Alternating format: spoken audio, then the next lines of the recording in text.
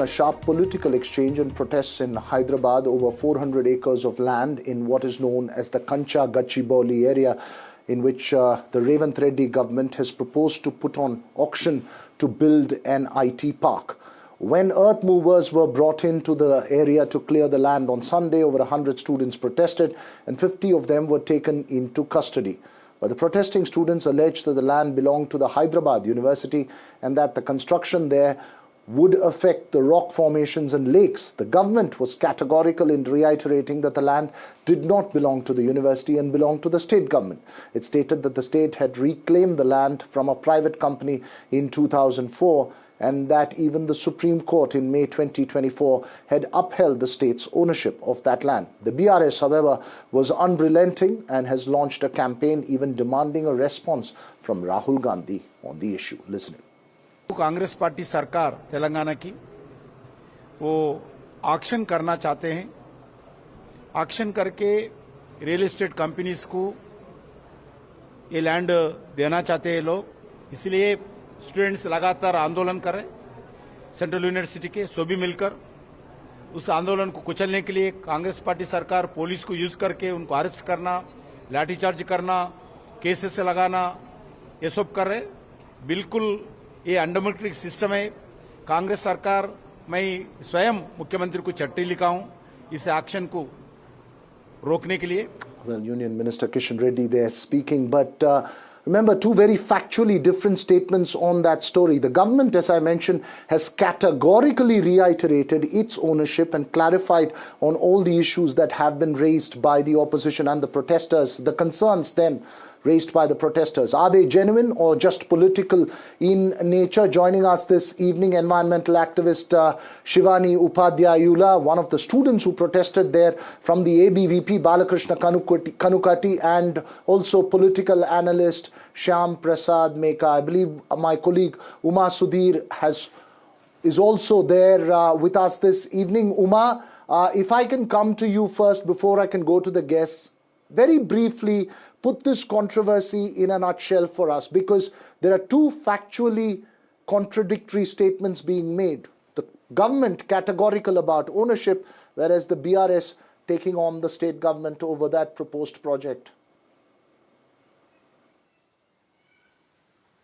See, the matter of ownership of the Kancha Gachibowli 400 acres of land is not in dispute, I must say, because there was a legal case about a dispute about this particular piece of land that was in fact handed over to a private entity in 2004, and subsequently the state government was handed over the land, and even in that particular case, the University of Hyderabad was not a respondent in that particular case. So there is no doubt about the ownership of the land per se. The land does belong to the government, and it is about 400 acres of parcel that the government says they are going to build an IT park there. But what is could be a matter of concern is whether this is an ecologically sensitive zone of urban forest area and something in which there are water bodies, there are a lot of biodiversity is there, rock formations as well, and on that count is where the government is saying that we are not against any of those rock formations. We are not going to disturb them. The water formations are not going to be part of this parcel that will be auctioned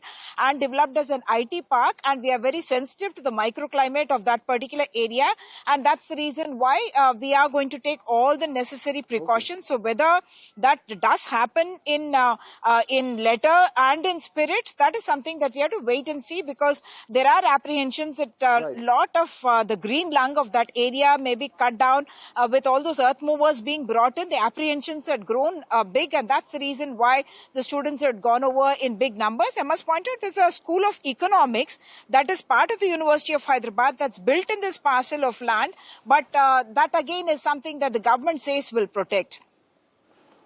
All right, Shivani Upadhyayula, explain to us the environmental context, because there are multiple facets to it, and this is not the one-off confrontation we would see on an issue of this nature. Every city would have lung spaces where there is a constant battle to protect them at one side and development on the other. In a brief nutshell, just explain the environmental context of this area to us. So, this is basically used to be part of the university land, the 400 acres, and the entire university comes up to around 600 acres. which is, if you collectively look at it, it is bigger than KBR National Park. And when you look at the biodiversity within this landscape, there's many Schedule 1 species like monitor lizard and endangered species like star tortoise. And we've also seen, one report has seen that there's also four-horned antelopes in this area, along with spotted deers. So if there is a lot of Schedule 1 species within this landscape, and there's a lot of native vegetation that has been preserved within the premises of the university since 1974, and it has been like a carbon sink for the city since 1974 and before that. So if we are completely uprooting this part of the carbon sink right now, if you're seeing the weather changes right now in Hyderabad, the temperatures are already at 40 degrees, and it's only March. It's only mid-March. So, and that probably happened because of the coca-pit development that recently happened 2 years ago. So if we are going to destroy every carbon sink that is within the city and build IT hubs, what is the quality of life that we are aspiring to have? Oh, absolutely. It's an important question that you're raising there. Shyam Prasad Meka, so in a sense, is the protest purely political? Before I get to the student on the panel, put this in perspective. Is it purely political in nature, or are there genuine concerns that need to be taken into account? No, Veera Raghav, since I am wearing my political analyst hat, let me dissect this issue. There are two questions. One, who the land belongs to. Second, is the question of where do you draw the line between development and ecology. Okay, let me address the first one, since there is a lot of confusion over there. Not even an inch of even the other part of Hyderabad Central University doesn't belong to Hyderabad Central University, for that matter. Everything is state government only. Since 1974, this about 1,500 acres was given, assigned for the academic purposes for the Central University. But it was not registered in the name of the university. That's it. That's the confusion. Then in 2004, there was some shady deal that happened, and parcel of the land of this 1,500, about 400 acres, was given to, assigned to some private party, which went into litigation. In that litigation, state government won the case, and the land again came back to the state government. That doesn't mean it doesn't belong to the university. You see where the confusion is now. Even the rest of the university also is in the name of the state government. Come to only. the second point that you made.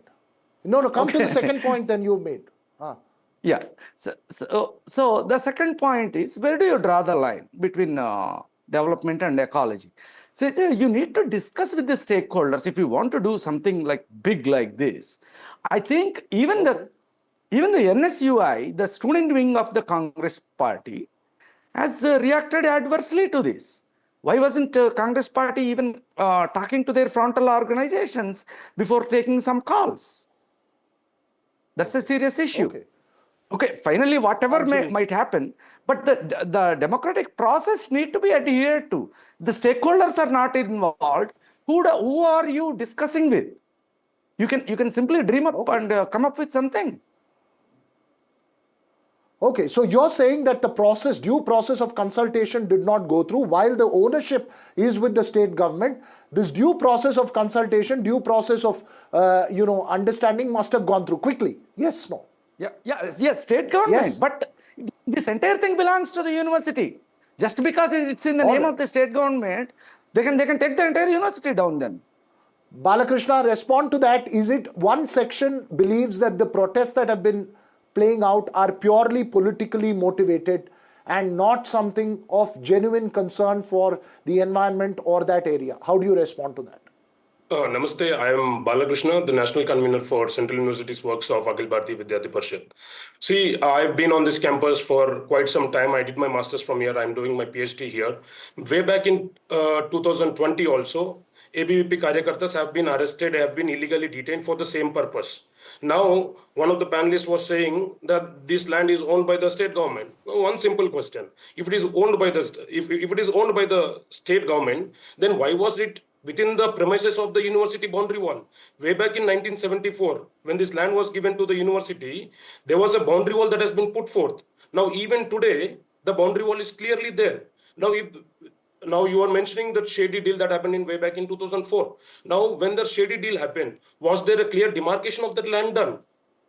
No, if there was a clear demarcation of that land done, and they said that they took 400 acres and they've given us 390 acres. When I say us, the university, then this around 137 acres was given to TNGOs, where around 210 acres is given to TIFR, around 100 acres is given to NIAB.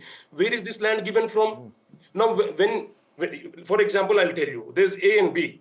Now, A says to B, I'm going to give you 100 rupees. And he says, in turn, you're going to give me 100 rupees. But then he says, let's give this 100 rupees to C. How is that even a deal?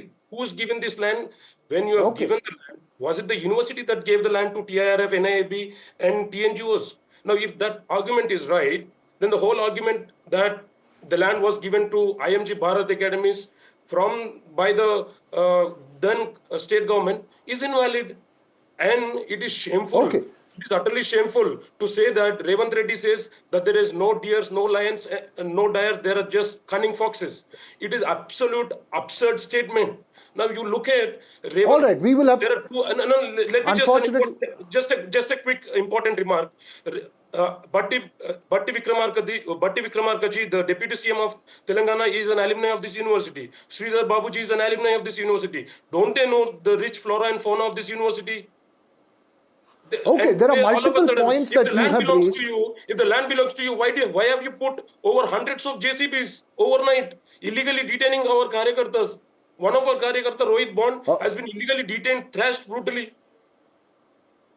So you are raising multiple issues. Unfortunately, we don't have a state government voice on this panel to put those questions to. I'm sure Uma and we will look for one to put those questions to. There was no consultation done. I will tell you what. No, we'll have to leave this conversation here, Balakrishna. But thanks very much for raising those issues. We'll keep a close watch of it. Thanks to all three of you for raising the multiple facets that are involved in this conversation.